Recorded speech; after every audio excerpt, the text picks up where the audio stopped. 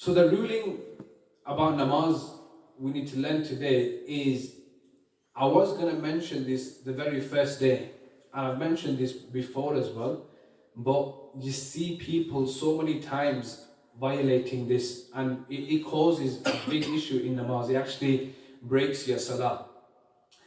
So when you're in namaz, you're supposed to fold your hands underneath your belly button. Now, you're not supposed to move your hands more than 2 times. If you need to scratch or itch, you're only going to use one hand, and you're allowed to do it twice. If you do it 3 times, that invalidates your salah. But there's a bit more detail. So it's not just 3 times like throughout your whole namaz, no.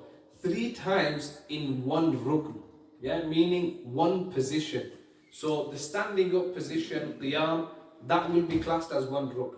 Going in like your ruku position, that's another rukn. Your sujood position, that's another rukn. Your jalsa, your qa'da, they are all separate rukns and they are different positions.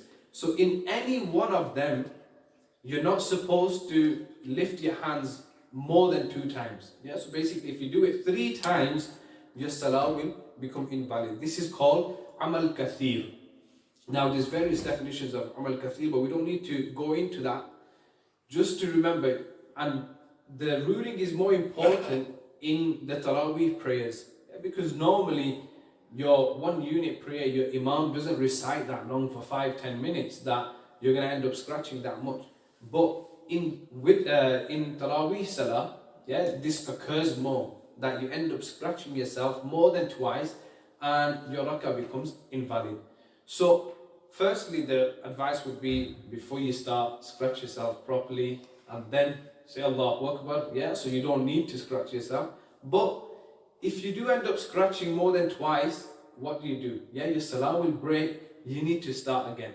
So if you're in the first unit, and it's possible, it can happen, that you've scratched yourself twice, you know that I can't scratch myself again, but you just need to, you're desperate to scratch yourself. So what you'll do is, instead of like just focusing on not scratching yourself and losing all your concentration in your salah, what to do is scratch yourself, come out of prayer and then say Allahu Akbar and restart your prayer. If you're in the first unit, then it's fine because you won't have to make up anything after. But if you were in the second unit and you had to break your salah, then you'll add an extra unit once the imam completes his salah. This is important, that we try and learn these masail in order to protect our salah from becoming invalid.